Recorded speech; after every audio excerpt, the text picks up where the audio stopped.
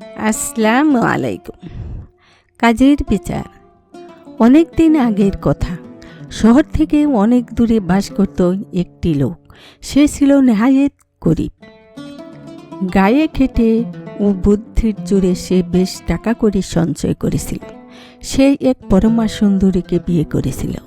একে একে তাদের 3টি ফুটফুটে ছেলে হয়েছিল। ছেলে 3টি খুব সুদর্শন ছিল। ক্রমে তারা হয়ে ওঠে একজন সুঠামদেহী জওয়ান। ছেলে 3টি কারবারে তাদের পিতাকে সাহায্য করতে শুরু করে। কিন্তু পিতাকে সাহায্য করলে কি হবে? তারা কেউই বাবার মতো বুদ্ধিমান ছিল না। সেজন্য বয়স বৃদ্ধির সাথে সাথে লোকটির চিন্তা ভাবনাও বাড়তে লাগল। ছেলেদের ভবিষ্যতের কথা ভেবে সে চিন্তিত হয়ে পড়ল। সে ভেবে দেখল যে তার ধন সম্পদ যা কিছু রয়েছে তাতে ছেলেরা সারা জীবন সুখে কাটিয়ে দিতে পারবে। ছেলেরা যাতে ভবিষ্যতে ঝগড়া ফাসাদ না করে সেই জন্য সে ঠিক করল যে সব সম্পদ বন্টন করতে হবে। ছেলেরা যাতে ভবিষ্যতে ঝগড়া ফাসাদ না করে সেই জন্য সে ঠিক করল যে সব সম্পদ বন্টন করে সে ওষুধনামা তৈরি করে দিয়ে যাবে। এই ভেবে সে একজন উকিল ও 2জন সাক্ষী ডেকে একটি ওষুধনামা তৈরি করে ফেলল। তার মৃত্যুর পর ওষুধনামা বের করা হলো। তাতে লেখা রয়েছে ছেলেরা সোনা চাঁদি স্থাবর অস্থাবর সব সম্পত্তির সমান অংশ পাবে। তবে 17টা হাতের মধ্যে বড় ছেলে পাবে অর্ধেক, মেজ ছেলে পাবে 3 ভাগের 1 ভাগ, আর ছোট ছেলে পাবে 9 ভাগের 1 ভাগ।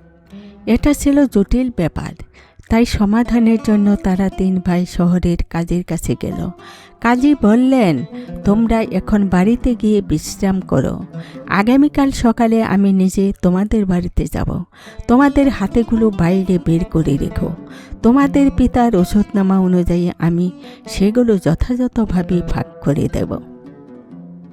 পরের দিন কাজী সেও হাতের পিঠে সওয়ার হয়ে সেখানে এসে হাজির হলেন। তিনি ওষুধনামা পড়ে সবাইকে শোনালেন।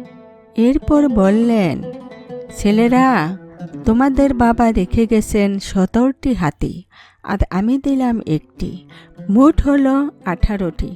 বড় ছেলের অর্ধেক অর্থাৎ সে 9টি হাতি পাবে, সে তা নিয়ে নিক। মেজ ছেলে 3 ভাগের 1 ভাগ অর্থাৎ সে পাবে 6টি হাতি, সে তা নিয়ে নিক। আর ছোট ছেলে পাবে 2টো হাতি, কারণ 9 ভাগের 1 ভাগ তার পাওনা।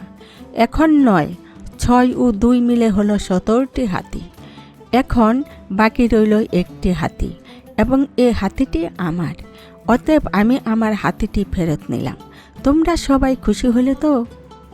ছেলেরা তখন যার যার ভাগের হাতি নিয়ে খুশিতে বাগবাগ হলো। কাজের বিচারে সবাই সন্তুষ্ট। এই কঠিন হিসাবের সুষ্ঠু সমাধানে সবাই কাজের উচ্ছ্বসিত প্রশংসা করল। শিক্ষা। উপস্থিত বুদ্ধি বিচারকের অন্যতম গুণ। আসসালামু আলাইকুম।